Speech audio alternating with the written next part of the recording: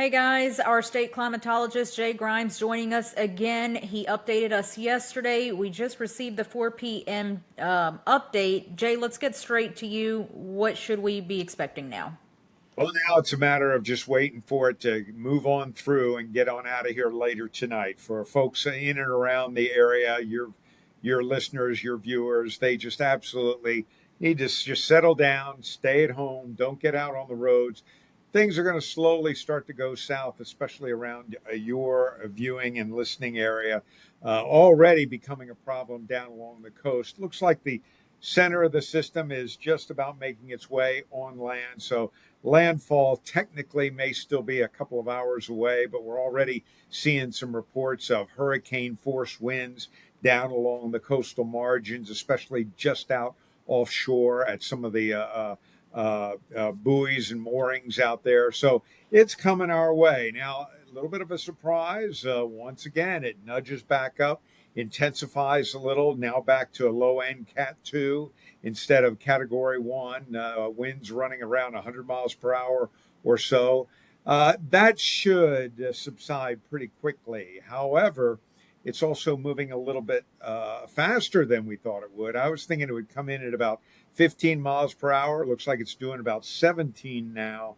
You might say, well, what's the difference there? Well, the thing is that it's probably going to continue to accelerate as it moves inland, which means that we could see some of those hurricane force winds and the tropical storm force winds get in a little deeper than we thought they would. Also, looks like once again, the given the intensity increase here, maybe we'll nudge those rain numbers up another inch or so. Still manageable rain wise for most of the area, but for places like Tangipahoa, Washington, St. Tammany Parish, all of those rivers are going to go into flood. For folks that are more concerned about the Tickfall, the Amite, and the Comite, you're going to get close to flood stage. But if it does flood there, the flooding will probably be relatively minor. It'll be the kind of high water that most people along those rivers are relatively accustomed to. What about the winds? Well, I think we could even see hurricane force winds make their way all the way in as far north as lower Livingston Parish. So that's a pretty good deep chunk. Not as deep as what happened with Ida, but still farther inland than I thought we were going to see those winds get. Could see wind gusts in the 50s in the Baton Rouge metro area briefly, and gusts could get well up into the 60s for metro New Orleans. So it's just starting now. It's going to continue through midnight into the pre dawn hours. I think all the rain is basically out of here before sunrise tomorrow, probably even out of here before 3 a.m. tomorrow. The biggest winds will be out of the way by not long after midnight tonight. So that's the good news about a fast mover. And again, flooding, yeah, expect standing water in the normal places, particularly for areas from Denham Springs eastward. Yeah, I'm a little nervous about things down around the Crescent City. I think the rainfall will be reasonably manageable for the pumping system there, but they're going to get some pretty decent winds down around Metro New Orleans this evening and overnight tonight. And Jay, you were even telling me that you still think it could go just a tad bit further east. Obviously, I'm no meteorologist. When I looked at the path, it shows it's going that Denham Springs, Livingston Parish is going to be right on the east of this. Are you saying it could go further east than that right now? Yeah, I mean, there's going to be a little bit of adjustment here. Looking at where the National Hurricane Center has placed the 4 o'clock advisory, the center of it at 4 o'clock, I'm even thinking that seemed to be a little bit west of where the radar imagery, at least, is suggesting. So I think we could see this thing maybe just come a little bit farther to the east. The more east it goes, obviously, the better it is for Metro Baton Rouge. The more east it goes, the worse it is for Metro New Orleans.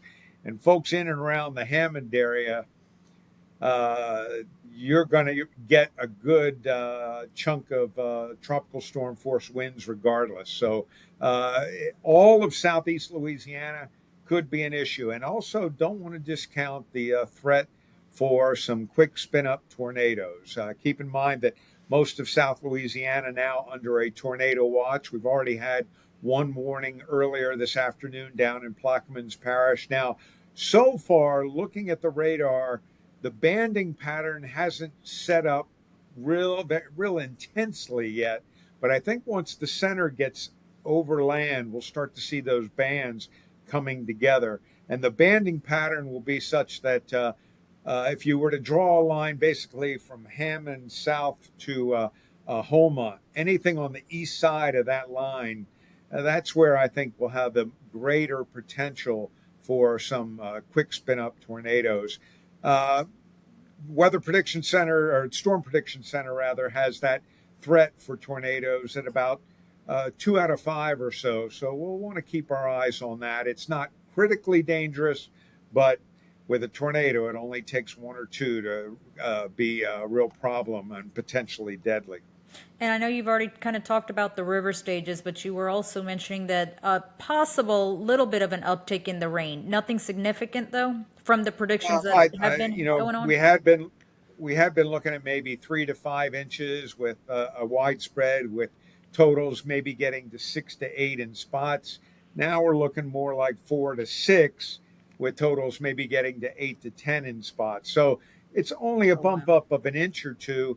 But given that most of this rain is going to fall in about a 6 hour period, an inch makes a difference, especially along the rivers and particularly in some of those urban areas that water tends to pool and puddle up.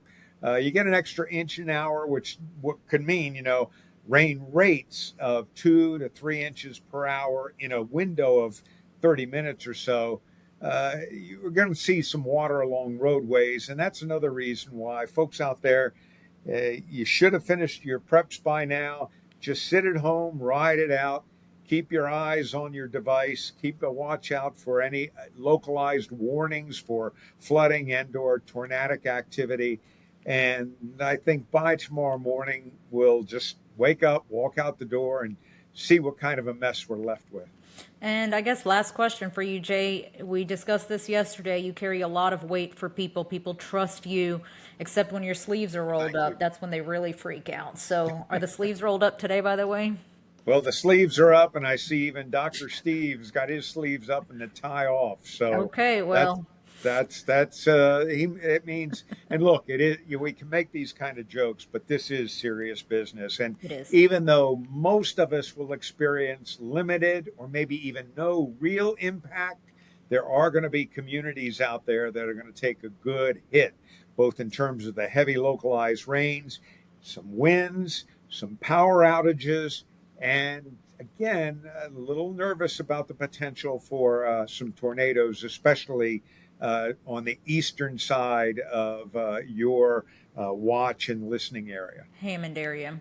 Well, you kind of already answered it. I was just going to say, talk to the viewership around here that the goal is obviously not to freak people out, not to panic them, but to prepare them.